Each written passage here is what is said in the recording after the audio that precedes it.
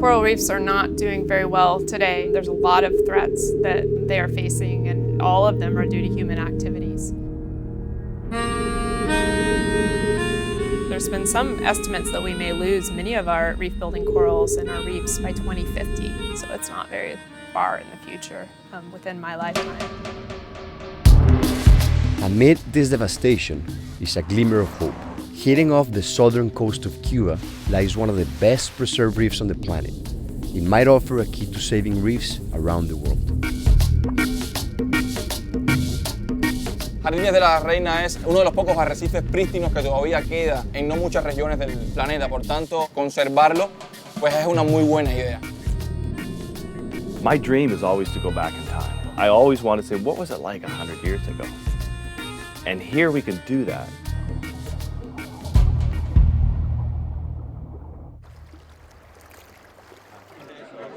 A team of Cuban and American scientists will conduct the first ever top-to-bottom survey of this region, with the goal of understanding the garden secrets. We're not just looking at the organisms you can see on the reef, the macrofauna, but we're also looking at the life that's unseen. The Gardens of the Queen offer sights and sounds found almost nowhere else, from the tiniest microorganisms to sharks and Goliath groupers, and even a sonic environment that transmits messages to wildlife who rely on its reaches. We're seeing that even baby corals are responding to characteristics of the soundscape when they're looking for somewhere to attach on the reef. The hope is that after a month at sea, this team will have discovered some of the keys to coral reef survival into the 21st century. Si no sabes lo que tienes, no puedes protegerlo.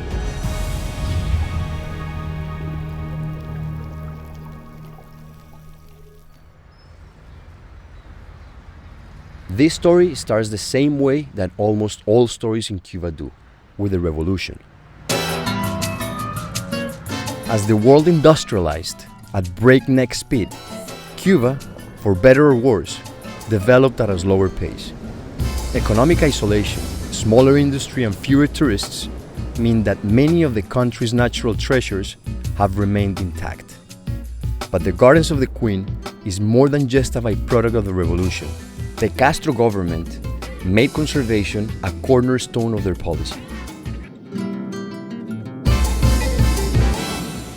Las sociedades de consumo destrozaron el medio ambiente, liquidaron millones de especies de plantas y animales, envenenaron los mares, exterminaron nuestros bosques y arruinaron los suyos. In 1996, the Cuban government created what would become the largest marine reserve in the entire Caribbean, the Gardens of the Queen.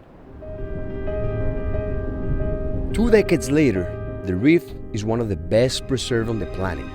The 830 square mile marine reserve contains about 3 times more life than surrounding waters.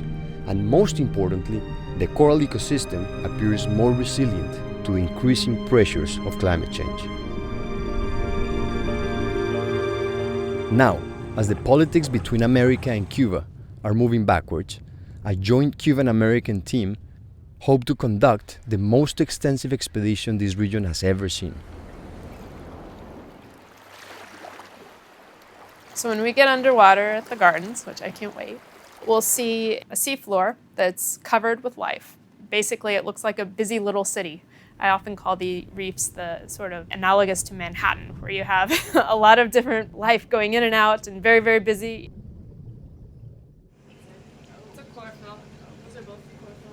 Dr. Amy April is the chief American scientist for this expedition.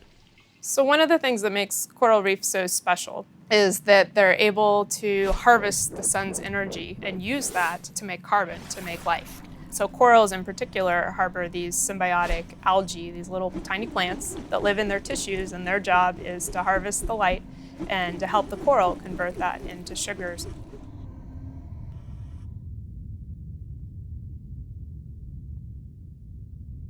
Although they might look like colorful plants, corals are actually animals. They are made up of organisms called polyps, which have mouths and stinging tentacles. As corals expand and multiply, they provide a home for an astonishing amount of life. Over 25% of all marine species live on reefs. None of this will be possible without the symbiotic relationship between algae and polyps. And it's this critical connection that's under threat from climate change. The biggest threat globally to coral reefs is rising seawater temperature, because seawater temperature of just half a degree warmer than normal for several weeks at a time will cause this disassociation between the corals, the animal, and their algae that live in their tissues. And this is called bleaching, because when the algae leaves, the coral essentially turns white and they generally can't survive after that point. More than 70% of reefs worldwide have already been exposed to dangerously high temperatures. But not all reefs are responding equally to the effects of climate change. And so that's something we're really looking for now on reefs worldwide. Which are the reefs that are able to withstand the pressures that they're facing in the ocean right now? Entonces este sistema tan extenso hace que sea muy resiliente. O sea, mientras más grande es un sistema, sea un bosque, una pradera o un arrecife de coral, mientras más grande sea, más capacidad tiene de recuperarse de un impacto. The healthy mangrove and seagrass habitats in the gardens serve as spawning areas and protected nurseries that spur on booming fish populations. As the reserve becomes saturated with life, fish spill over into the surrounding waters, benefiting the region's fishermen. Jardines de la Reina es un ejemplo de muy buenas prácticas desde muchos puntos de vista. Y aquí una clave es una política, vamos a decir, nacional y un interés de las personas que están en ese sitio, que son las que están ahí protegiendo el área. It's this collaboration between scientists, policymakers, and the local community that has made this a success story, and perhaps an example for other reef systems across the planet. Si es posible hacerlo en un país pobre, un país impactado, con muchas limitaciones, ¿por qué no sería posible lograrlo en Belice, en Islas Vírgenes, en Colombia? También pueden tener sitios de importancia mundial como los que tenemos nosotros. Los arrecifes de coral en el océano son un poco análogos quizás a los bosques húmedos y a las selvas tropicales en tierra.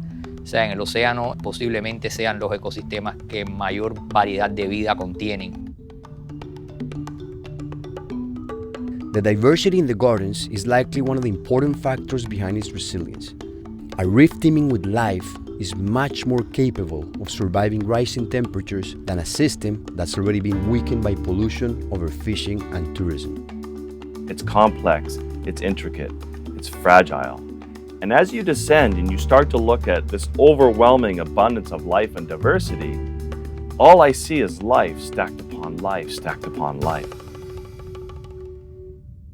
A week before the scientists began their expedition, Paul Nicklin and a team from Sea Legacy visited the gardens to showcase the beauty of this successful conservation project. Wherever I go in the world, people always tell me stories of what it used to be like. And there used to be a lot of sharks. If you could have been here 20 years ago, you would have seen the big 300-pound groupers. You would have seen this reef before there was coral bleaching. And to go back 100 years, 200 years, 1,000 years in time, and to be able to say this is what it looked like 1,000 years ago, that's pretty rare and that's pretty damn special. I did not expect to see on our first dive Caribbean reef sharks, silky sharks, Goliath groupers, tiger groupers. These are the big megafauna that says this is a healthy reef ecosystem.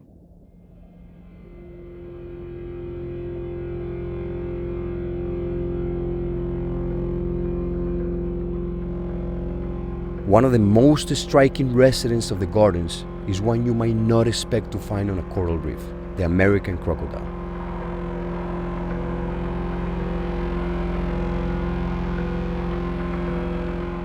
I'll get in the water with a grizzly bear, I'll get in the water with a leopard seal or a narwhal or whatever it is. I'll even get in the water with a polar bear.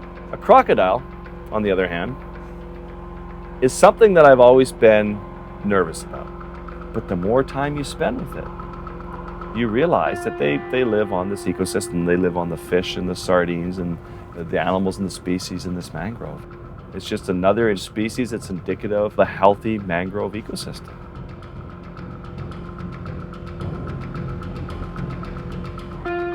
Another unique feature found in the gardens is one of the world's last healthy populations of Goliath groupers. La guasa es uno de los peces más grandes del mundo. Puede alcanzar más de 2,5 metros y pesar, hay reportes de hasta 1,000 libras, 500 kilos.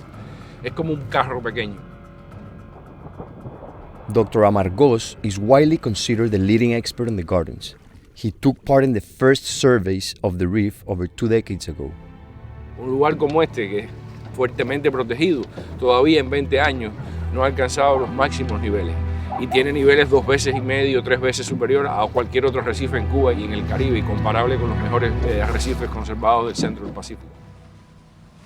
Dr. Amargós now helps manage the tourism for the region, which is tightly restricted.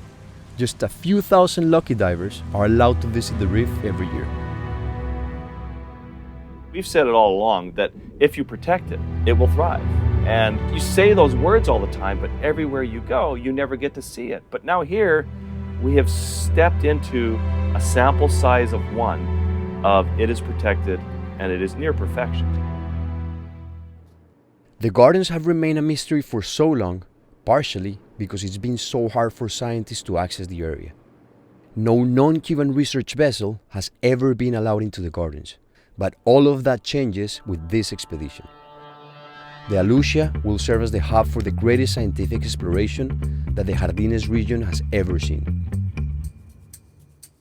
Things so far are going well. We have about 8 different kinds of science going on. I'm really excited though because everybody's coming together and working really well together.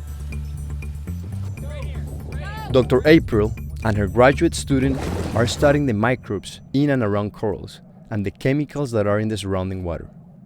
So the chemistry and the microbes are a component of the life on the reef that we really haven't had a chance to characterize until the last few years. And so these are the hidden engines of the reef.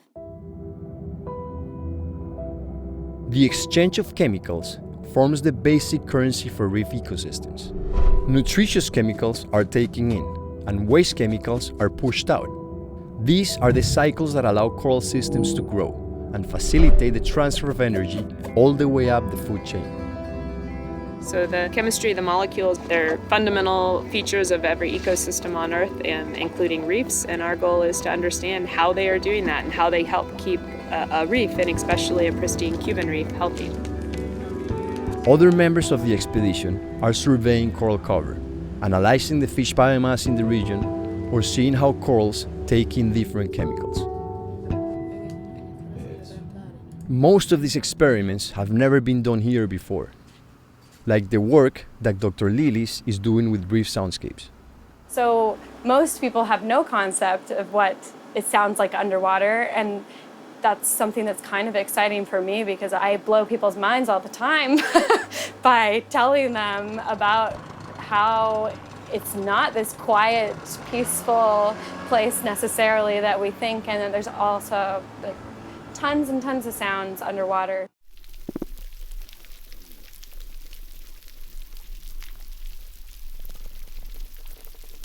So what we're listening to now is the coral reef chorus, I'll call it. The main sound that you hear is this crackling of the snapping shrimp.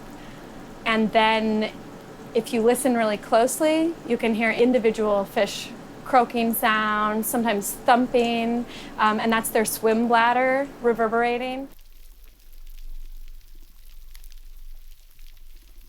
Dr. Lilis uses underwater recorders to help understand how reef sounds correlate with reef health.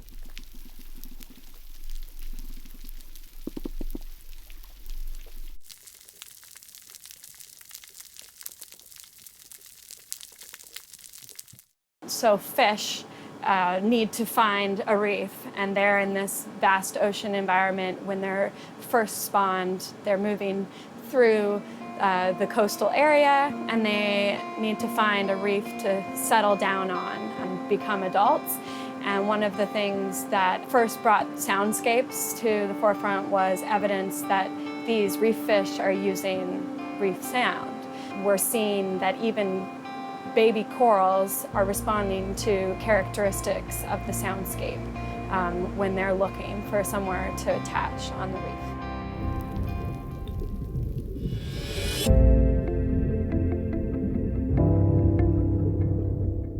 Victor and Freddie, a two-man team from the University of Havana, have been studying coral and fish health in the gardens for the past 2 years. Estamos en el trabajo casi más de 10 horas todos los días y compartimos muchos momentos, no solo en el trabajo de oficina, sino en el agua. Nuestra vida también depende el uno del otro y por eso también afianza más la relación de amistad. On this mission, they'll conduct visual surveys of life at the seafloor with the help of some GoPro cameras. In all, they plan on surveying close to 10 sites in this pristine reef. El trabajo consiste en identificar cada colonia hasta el nivel de especie y hacer como un reporte de su estado de salud. Si tiene blanqueamiento, si tiene mortalidad, qué tipo de mortalidad, si es reciente o es antigua, si tiene algún tipo de bioerosión, ya sea por poliquetos, por esponjas. De hecho, hoy vi algunas colonias de Siderastrea siderea con mancha negra, lo cual es interesante porque es una plaga que se ha estado expandiendo en el Caribe en los últimos años. Entonces, saber que ha llegado aquí es importante.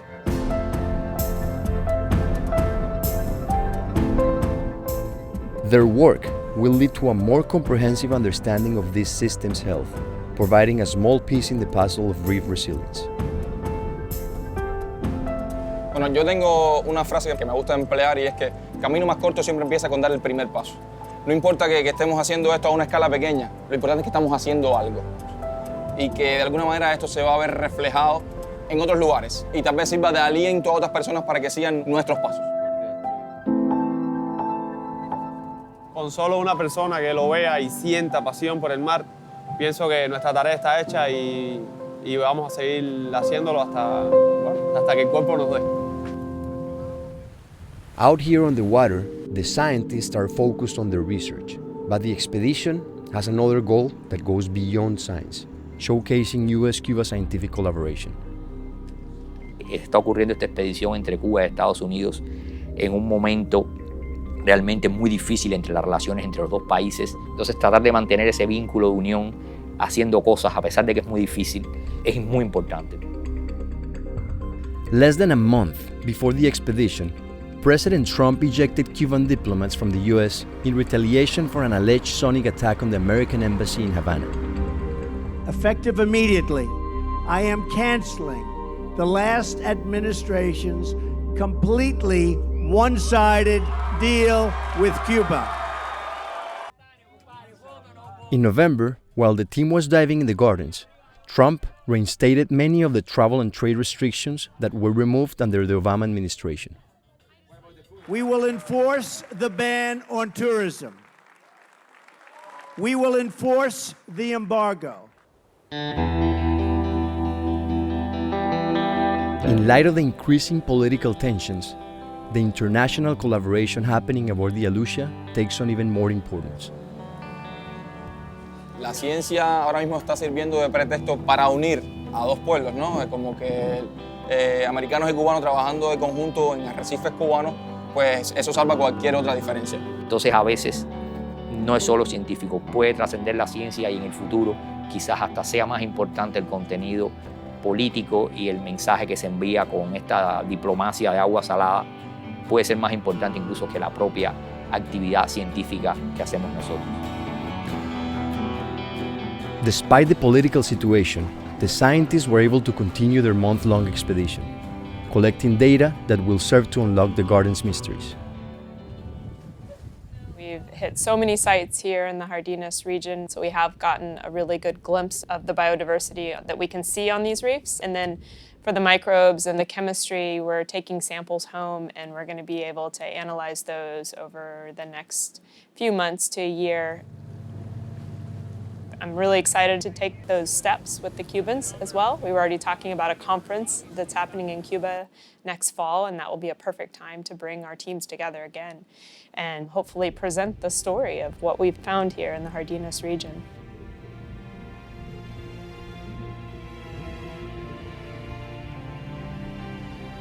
The true wonder of the gardens is only understood in the context of the disaster that the planet is facing.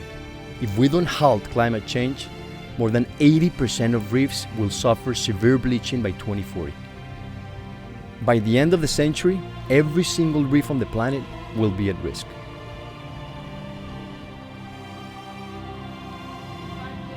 The scientists aboard the Alucia are doing their part, working hard to understand how to keep reefs safe in an uncertain future. But if climate change has its way, even the gardens, with all their strength and resilience, will fall apart.